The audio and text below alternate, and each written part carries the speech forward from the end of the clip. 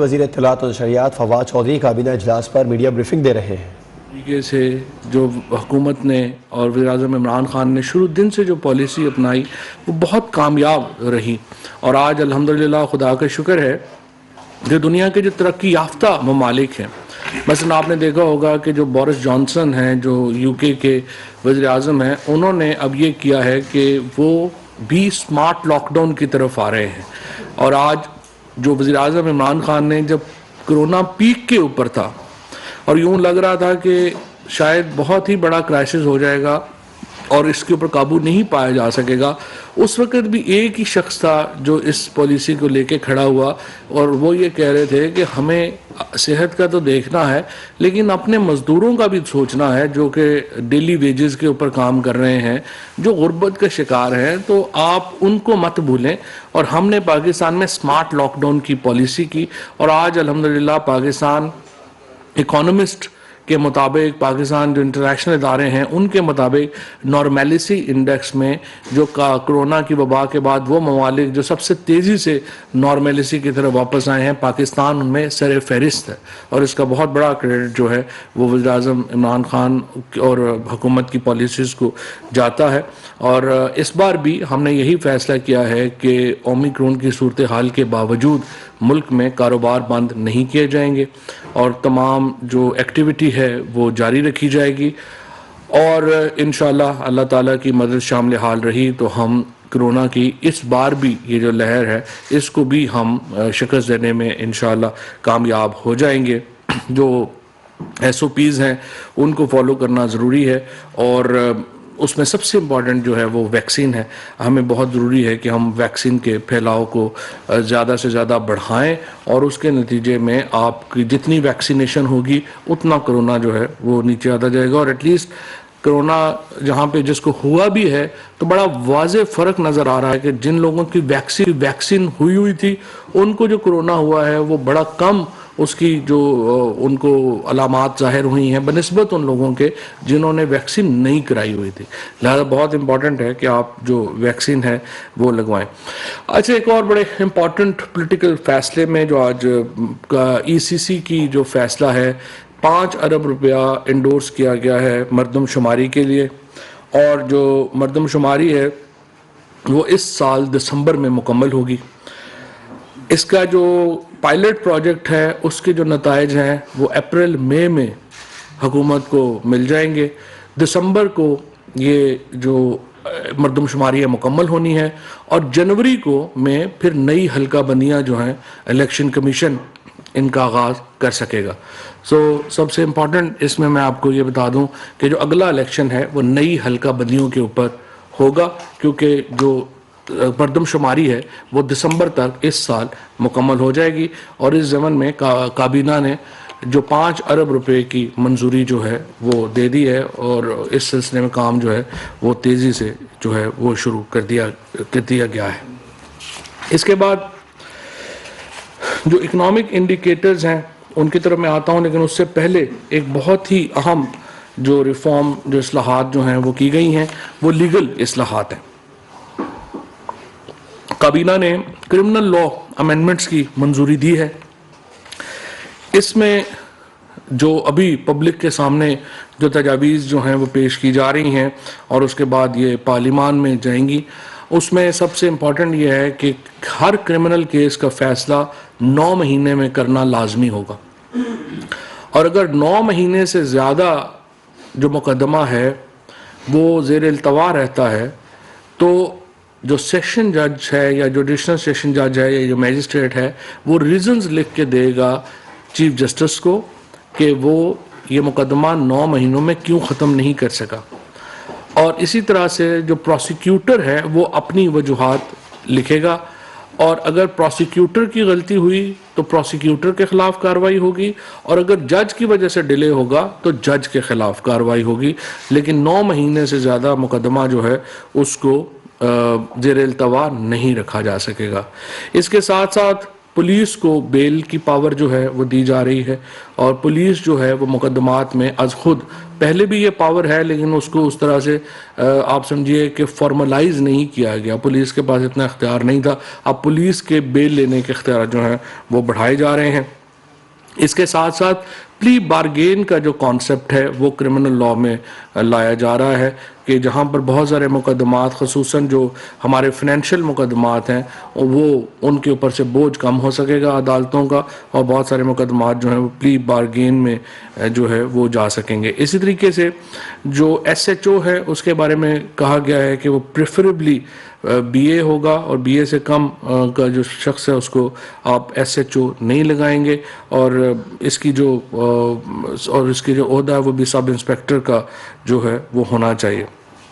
इसके साथ साथ इंडिपेंडेंट प्रोसिक्यूशन सर्विस जो है वो इस्टेब्लिश जो है वो की जा रही है, और प्रोसिक्यूशन का जो ताकत है, इख्तियार है, उसको भी जो है वो बढ़ाया जा रहा है। इसी तरीके से जो फोरेंसिक लैब है उसकी जो एप्लीकेबिलिटी है मॉडर्न डिवाइसेस की, उसको जो है वो लाया गया है। फोरेंसिक जो है उसको जो है वो उसका रोल जो है वो बढ़ाया गया है। मॉडर्न डिवाइसेस को एविडेंस में जो है वो लाया जा रहा है। इसके साथ साथ जो ज़मानत के जो इख्तियारात हैं, इसके साथ जो चालान है वो पहले 14 दिन में आपने देना होता था। पुलिस के लिए बड़ा मसला था, स्पेशली जो डकैती वगैरह के केसेस हैं उनमें तफ्तीश ही ख़राब हो जाती थी, जहाँ पे आपने सिर्फ 14 दिन में चालान पेश करना है। अब उसकी मुद्दत बढ़ा के 45 दिन करने की जो है वो तजवीज़ दी गई है। और इसी तरीके से मुख्तलिफ जो केसेस हैं उनमें फॉर एग्ज़ाम्पल चेक डिसऑनर का अगर केस है तो वो उसमें जो ज़मानत है, अगर आप अपनी पैसे उसने दे देते हैं तो उसके लिए ज़मानत जो है वो लाजमी कर दी गई है। सो काफ़ी बड़े रिफॉर्म्स जो हैं वो उनमें उनका आज क्रिमिनल लॉ रिफॉर्म्स जो हैं वो मंजूरी दी है काबीना ने उसकी। उसके साथ साथ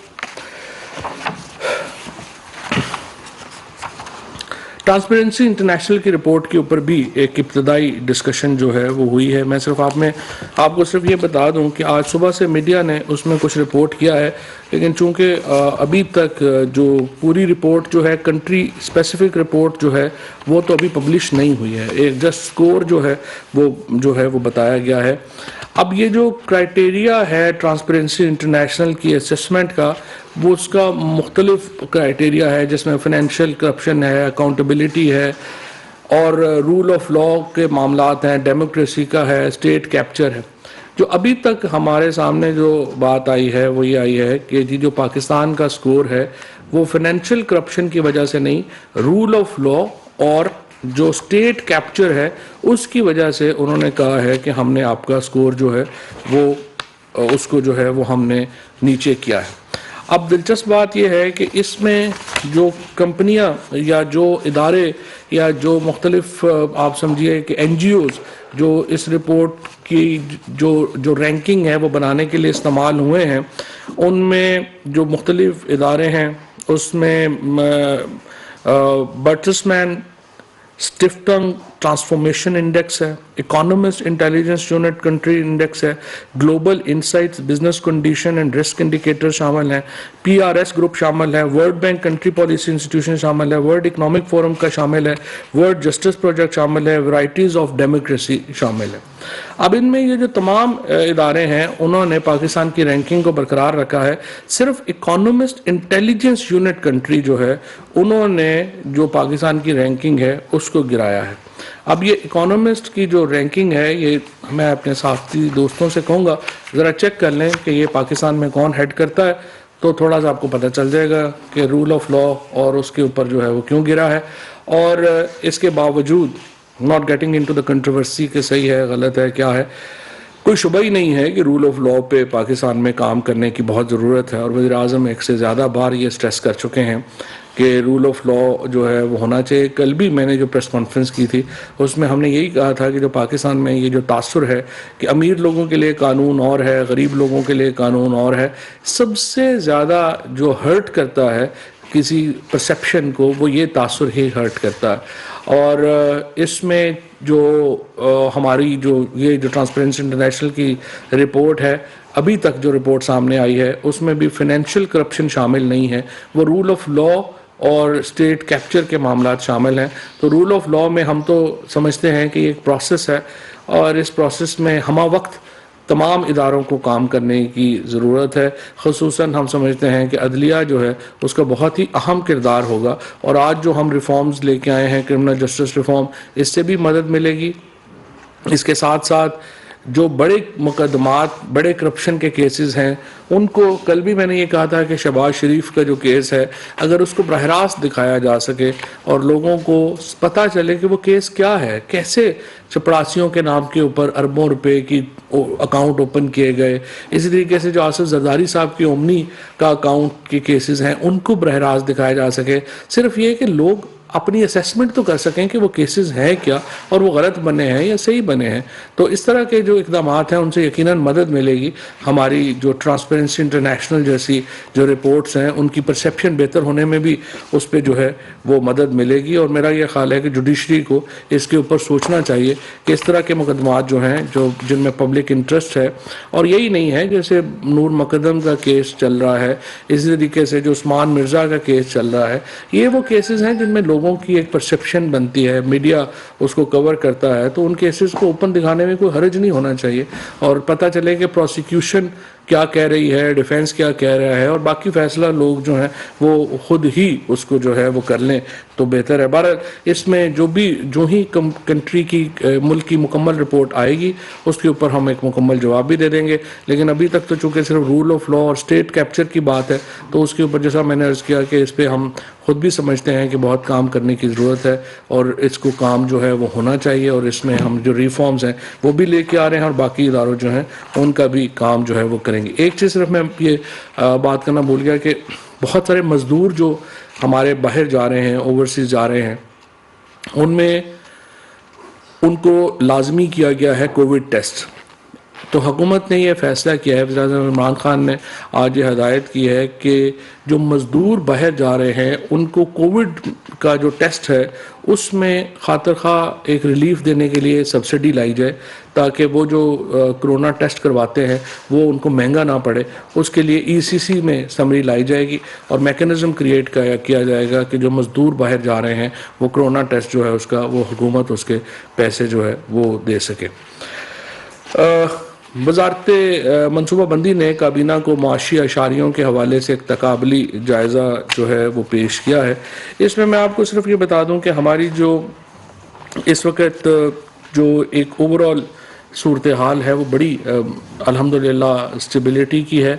अगरचे हमारी इंपोर्ट्स में जो है वो इजाफा हुआ है, लेकिन आप अंदाज़ा लगाएं कि पाकिस्तान की तारीख में पहली बार 35% इजाफा मशीनरी की इंपोर्ट में हुआ है और उसमें से जो 88% इंक्रीज़ है वो टेक्सटाइल मशीनरी की जो इंपोर्ट है उसमें हुई है।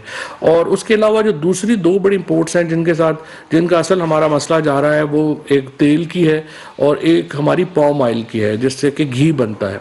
सो घी की जो इंपोर्ट है उसमें एक इस वक्त जब पीटीआई की हुकूमत आई थी तो पॉम ऑयल तकरीबन $500-550 के ऊपर था, इस वक्त $1200-1250 के ऊपर चला गया इंटरनेशनल मार्केट में, जिसकी वजह से हमारी जो एक पॉम ऑयल इंपोर्ट है उसमें बहुत इजाफा नज़र आ रहा है और दूसरी तरफ हमें इधर अपनी जो तेल है उसकी में एक बहुत बड़ा इजाफा जो है वो नज़र आ रहा है। लेकिन अल्हम्दुलिल्लाह जो मशीनरी की इंपोर्ट है 35% वो बड़ी मुस्बत इंपोर्ट है और इससे पता चल रहा है कि पाकिस्तान का जो एक लॉन्ग टर्म एक्सपेंशन जो हो रही है टेक्सटाइल में, उसका मतलब यह है कि पाकिस्तानी इंडस्ट्री जो है वो होपफुल है कि इंशाल्लाह मुस्तकबिल में भी पाकिस्तान की जो टेक्सटाइल है वो बहुत ग्रो करेगी और ये आपके सामने ये चीज़ें जो हैं वो आएंगी। इसी तरीके से जो हमारा PSDP एक्सपेंडिचर है यानी जो हमारे तरक्याती मंसूबे हैं उनके ऊपर पिछले साल से 18% ज़्यादा जो एक्सपेंस है वो अभी तक हो चुका है। एक्सपोर्ट्स में 29% की ग्रोथ जो है वो नज़र आ रही है और इस 29% में जो टेक्सटाइल है उसका हिस्सा 88% है। इसी तरीके से जो फॉरेन रेमिटेंस है वो फिर एक दफ़ा पाकिस्तान के ओवरसीज़ पाकिस्तानियों ने एक बार फिर अपनी धाक जो है वो बताई है, और फिर अल्हम्दुलिल्लाह इस वक्त 11.3% इंक्रीज़ है फॉरेन रेमिटेंसेस में, और अब तक 15.8 बिलियन डॉलर की जो फॉरेन रेमिटेंस है वो पाकिस्तान में भिजवाई है। ये भी मैं आपको बता दूं कि जो लोग कई दफ़ा ये बात करते हैं कि पाकिस्तान में जो हमारे इंडिकेटर्स हैं उनके ऊपर बात करते हैं, 3,500 अरब रुपया ओवरसीज पाकिस्तान भिजवा चुके हैं। इससे आप अंदाज़ा लगाएं कि इतना बड़ा पैसा पाकिस्तान में आया है, और इसीलिए आपने देखा है कि हमारी जो इनकम लेवल्स हैं उनमें खातिर ख्वाह इजाफा जो है वो नज़र आ रहा है। आईटी जो एक्सपोर्ट्स हैं उनमें 48% इजाफा हुआ है, और फॉरेक्स रिजर्व्स इंक्रीज़ हुए हैं 17.1% से, और इस वक्त तकरीबन 24 बिलियन डॉलर के ऊपर जो है वो खड़े हैं। स्टेट बैंक और रिजर्व इंक्रीज़ हुए हैं 31.8% से, और 17.7 बिलियन डॉलर जो है वो स्टेट बैंक के पास इस वक्त है। और ये आप देख लीजिए, ये इसके बावजूद हमारा इजाफा है, जबकि हमारी इंपोर्ट्स जो हैं उनमें इजाफा हो रहा है, और हमारा जो हमारा जो अकाउंट डेफिसिट है वो बढ़ा रहा है। करंट अकाउंट डेफिसिट जो है उसमें इजाफा हुआ है, लेकिन उसके बावजूद जो फॉरेन रिजर्व्स हैं उनमें अल्हम्दुलिल्लाह कोई कमी नज़र नहीं आ रही। और इससे एक ये भी साबित होता है कि हम जाली तरीके से, जिस तरह से इसहाक डार ने किया था कि एक जाली तरीके से जो डॉलर को स्टेबल रखने के लिए पैसे डाल रहे थे, हम उस तरह से नहीं कर रहे। स्टेट बैंक अपनी पॉलिसीज़ और रुपये अपने स्ट्रेंथ के ऊपर जो है वो आपको खड़ा नज़र आ रहा है। टैक्स कलेक्शन ग्रोथ जो है वो 32.5% के ऊपर है। 220 अरब रुपया जो है वो टैक्स की मद में इकट्ठा हो चुका है। एक और बहुत ज़बरदस्त चीज़ जिसको सेलिब्रेट करना चाहिए वो फॉरेन डायरेक्ट इन्वेस्टमेंट है, जिसमें 20% इजाफा जो है वो हुआ है। इसी तरीके से जो प्राइवेट बिजनेस को जो क्रेडिट है, जो बैंक थे पहले सिर्फ हुकूमत को कर्जा दिया जा रहा था, पहली बार पाकिस्तान में प्राइवेट सेक्टर जो है उसको कर्जा दिया जा रहा है, उसमें 267% इजाफा हुआ है, और 904 अरब रुपए का कर्जा जो है वो प्राइवेट सेक्टर ने यानी प्राइवेट बिजनेस ने लिया है। इसी तरीके से जो हमारी राइस है यानी चावल है उसमें 4.8% इजाफा हुआ है, कपास में 19% इजाफा हुआ है, शुगर केन यानी गन्ने में 8.7% इजाफा हुआ है, और मेज़ में 1% इजाफा जो हुआ है। और ये जो वीट की फिगर है वो परसों फ़खर इमाम साहब कह रहे हैं कि वो नई मीटिंग ले रहे हैं, तो उसके बाद वो अपना नया उसके ऊपर अपना जो है वो जारी करेंगे। इसके साथ साथ मैं आपको ये बता दूं कि तंबाकू की कीमत जो है वो 245 रुपये मुकर्रर की गई है, और ये किसानों को स्पेशली जो हमारे पख्तूनख्वा में जो तंबाकू उगाने वाले काश्तकार हैं उनके लिए एक बहुत बड़ी रिलीफ होगी, क्योंकि पहली बार इतनी बड़ी कीमत जो है वो हुकूमत ने रखी है। आला अदलिया के अहकामात के पेश नज़र काबीना ने इस्लामाबाद में बिजली और गैस के नए मीटर्स की तनसीब में दरवेश रुकावटों को दूर करने के हवाले से कायम कमेटी की सिफारिशात मंजूर कर ली हैं। अब इसका फ़ायदा ये होगा कि इस्लामाबाद के जो शहरी जो काफ़ी अरसे से जिनमें मीटर नहीं लग पा रहे थे उनको मीटर जो है वो दिए जा सकेंगे। आसम रऊफ साहब को CEO ड्रग रेगुलेटरी अथॉरिटी तैनात किया गया है।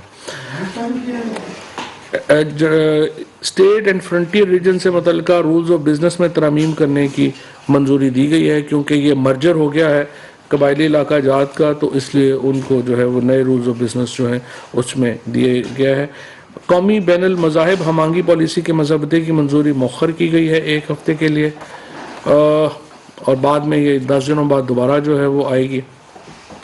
मोहम्मद यूसुफ साहब को द्यामेर भाषा डैम कंपनी के चीफ एग्जीक्यूटिव ऑफिसर का इजाफी चार्ज दिया गया है 3 माह के लिए। और इक़्तिसादी राब्ता कमेटी के जो फैसले हैं उनमें मंजूरी दी गई है फैसलों की। वो मैंने सेंसस का जो है वो आपको पहले मैंने बता दिया, लेकिन उसमें और भी इम्पॉर्टेंट चीज़ें हैं। जो लोग जो हैं वो ड्राई फ्रूट के शौकीन हैं उनको मैं बता दूं कि चलगोज़ों पर 45% ड्यूटी थी जो ख़त्म कर दी गई है। और जो सोशल मीडिया पे चलता था कि चलगोज़े बहुत महंगे हैं, चलगोज़े बहुत महंगे नहीं रहेंगे। अफ़गानिस्तान में ही हम इस वक्त एक्चुअली लोगों को, वहाँ के लोगों के जो इतने बुरे हालात हैं कि हम चाहते हैं कि वहाँ पे कुछ रिलीफ मिले। और ये भी जो चलगोज़ों के ऊपर ड्यूटी ख़त्म करने का जो बुनियादी मकसद है वो भी ये है कि वो उनकी जो एक्सपोर्ट है उसमें ज़रा उनकी मदद की जा सके। और इस वक्त सीज़न है तो वो अपना कुछ वहाँ के जो लोग हैं उनकी इस तरीके से कुछ मदद जो है वो हो सके। इसी तरीके से जो दासू के मुकाम पर जो चीनी इंजीनियर जो अपनी जान से गए थे, बहुत ही अंदोनाक वाक़या था टेररिज्म का, उसके लिए 11.6 मिलियन डॉलर जो है वो मुआवजा के तौर के ऊपर जो है वो दिए जाएंगे। इसी तरीके से अफ़गानिस्तान में जो बहुत सारी जो अशिया हैं उनको लिस्ट मंजूरी दी गई है जिनकी ट्रेड रुपी में हो सकेगी। 5G लाइसेंस और इससे जो मुतल्लिका अमूर हैं उनके लिए कमेटी जो है वो ख़ुसूसी एडवाइजरी कमेटी का क़याम लिया गया है और इसके साथ CCLC के जो डिसीजन हैं उनमें उनकी जो तौसीक है वो की गई। उसमें जो इलेक्शन सेकंड अमेंडमेंट बिल 2021 भी शामिल है जो सेनेट इलेक्शन में करप्ट प्रैक्टिसेस के ऊपर स्पेसिफिकली लॉ जो है वो बनाया गया है। इसी तरीके से कंपोजिशन गवर्निंग काउंसिल PBS की जो है उसकी जो मंजूरी दी गई है। हाज जो रुमरा रेगुलेशन एक्ट जो है उसकी मंजूरी दी गई है और क्रिमिनल रिफॉर्म्स जो हैं उनकी मंजूरी दी गई है। फैसल शेख जान साहब को पैमरा का एग्जीक्यूटिव डायरेक्टर जो है वो तैनात किया जा रहा है। अमूर सरकार में बेहतरी लाने के लिए काबीना को बेहतरीन कारकर्दगी दिखाने वाले वफाकी डिवीजन्स को बोनस देने के हवाले से ब्रीफिंग जो है वो दी गई है और इसमें बुनियादी तौर के ऊपर एक जो शुरू किया गया था सिलसिला के परफॉर्मेंस एग्रीमेंट्स साइन होंगे और जो परफॉर्मेंस एग्रीमेंट्स में जो वजारतें और डिवीजन्स बेहतर कारकर्दगी दिखा रही हैं उनके ऊपर उनको जो है वो ये बोनसेस दिए जाएंगे। जी जनाब। मौलाना फजल रहमान की क़यादत में इजलास जारी है। PDM जमातों का हुकूमत गिराने के हवाले से लाया बनाएंगे। तीर चलेगा न तलवार उनसे, ये बाजू मेरे आजमाए हुए हैं। सर एक चीज़ दो चीज़ें हुई थी। एक तो सर आज जो PTI का एक फ्लैगशिप प्रोग्राम है गाजी अकबर, उसको हाई कोर्ट ने उसके ऊपर स्टे दिया है, तो सर क्या इस पर भी डिस्कशन हुई कैबिनेट में कि उसके ऊपर कानूनी शरह हुई? नहीं, ये एक्चुअली देखें हमें ये प्रॉब्लम नहीं है। हाई कोर्ट का फैसला आया उसमें उन्होंने कहा कि ये इन्वायरमेंट के लिए प्रॉब्लम नहीं है सही और उसको कर दूंगा। हमारा सिर्फ प्रॉब्लम यह है कि आपने 11 महीने से बल्कि साल से ज़्यादा लगा दिया ये फैसला करने में। प्रॉब्लम ये हो जाती है कि जब आप हुकूमत जिस तरह प्राइम मिनिस्टर साहब बार बार ये इंडिकेट कर रहे हैं कि आप 2,500 अरब रुपए के जो क्लेम्स हैं वो अदालतों में स्टे में पड़े हुए हैं। मुझे आप बताइए, हुकूमत कोई भी प्रोजेक्ट बनाती है उसके ऊपर जो है वो स्टे आ जाता है और इस तरह से तो जो हमारी इसमें कोई मैकेनिज्म हमें चाहिए जिसमें हुकूमत का और अदालतों का कम से कम कोई ऐसा फोरम हो जिसके ऊपर जो स्ट्रेटजिक फैसले हैं, जो बात है उसके ऊपर कम से कम कोई बातचीत हो सके, उनके इल्म में तो लाया जा सके कि इसमें नुकसान क्या है, फ़ायदे क्या हैं। वो फैसला उन्होंने कर दिया, वो ठीक है, वो सुप्रीम कोर्ट में चैलेंज हो जाएगा, उसमें कोई प्रॉब्लम नहीं। सर एक तो ये पैमरा का मैंने पूछना था, ये तो आसिफ किची साहब का हुआ था, उसकी क्या वजह थी? उस पर एस्टेब्लिशमेंट ने जो है वो कुछ एतराज़ात लगाए थे, वो तब्दील हो गया। जी। दूसरा ये जो आसिफ रऊफ का किया है, इसके खिलाफ नैब के काफ़ी सारे केसेस हैं रिकॉर्ड पे, जिन पे खबरें भी आई है और पिछले मेरे ख्याल 10, 12, 15 साल से वो बैठे हैं। उस पर किसी ने समरी में भी, मैंने समरी देखी है, उसमें भी उसको मेंशन नहीं किया गया, चीज़ों को छुपाया गया। नहीं, सब कुछ ही मेंशन किया हुआ। आसिफ रऊफ साहब का इंटरव्यू जो है वो हुआ है, काफ़ी उनका फ़र्क है बाकी कैंडिडेट्स के साथ। और अगर जो है किसी के खिलाफ कोई एप्लीकेशन पेंडिंग है तो उसके ऊपर तो ज़ाहिर है वो डिनाई नहीं होगा। अगर कोई सब्सटेंटिव कोई चीज़ है तो आप दे दीजिएगा, उसको देख लेंगे। नसीम सिद्दीकी साहब का सर सबसे इम्पोर्टेंट तो इस वक्त शहजाद अकबर वाली बात चल रही है और जिस तरह वो केसेस को लेके सबसे इम्पोर्टेंट तो मैंने आपको सेंसस वाली बात बताई है, वो भी इम्पोर्टेंट है, लेकिन जिस तरह टॉक ऑफ द डे है उसमें क्वेश्चन सिर्फ ये है कि जिस तरह वो लेके चल रहे थे प्रेस कॉन्फ्रेंसेस में उन्होंने बड़े बड़े सबूत भी दिखाए हैं, तो हुकूमत को इससे फर्क पड़ेगा या इसकी कंटिन्यूटी में आप लोग क्या करेंगे? नहीं, कंटिन्यूटी तो रहेगी। हुकूमत तो देखें, हुकूमत तो एक चल रही होती है, उसमें लोग आते हैं जाते हैं, इतना फ़र्क उसमें कई दफ़ा पड़ता है लोगों का, ये भी नहीं है। But I must say Shahzad ने बड़ी हिम्मत की है, बड़े उन्होंने तगड़ा होकर के ये सारा फेस किया है, उनके ऊपर ऑनस्लॉट्स भी आए हैं। तो वो शहजाद अकबर बड़े तगड़े आदमी थे और जो भी उनको रिप्लेस करेगा उसके लिए एक बड़ा चैलेंज होगा उनकी जो कंटिन्यूटी है उसको रखना। अली शेर जो सर ये फरमाएं कि जो शुजात साहब ने कहा है कि मीरा आजम साहब जो है वो अपने तर्जमानों से होशियार रहें और उनकी मुशावरत से बच के रहें, ये कहीं उनका नुकसान न कर दें, ये क्या है? वफाकी वज़ीर फवाद चौधरी मीडिया ब्रीफिंग दे रहे थे। उन्होंने बताया कि फाइनेंशियल करप्शन ट्रांसपेरेंसी इंटरनेशनल की रिपोर्ट में शामिल नहीं है। काबीना इजलास में रिपोर्ट ज़ेर गौर आई। रूल ऑफ लॉ के मामलात हैं और हम समझते हैं कि इनमें बेहतरी की ज़रूरत है।